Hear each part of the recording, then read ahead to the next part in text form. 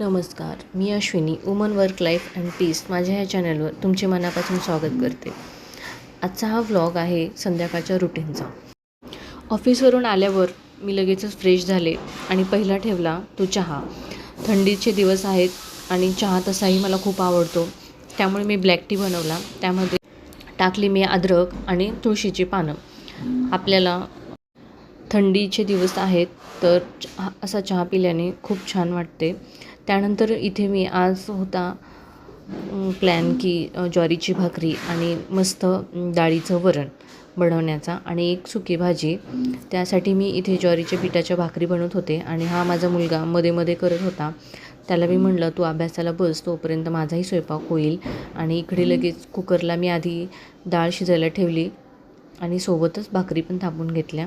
त्यानंतर आम्ही केलं डाळीचं वरण आणि नंतर हे माझे मिस्टर आले तर आम्ही जेवून घेतलं. असा होता माझा छोटासा संध्याकाळचा रुटीनचा ब्लॉग.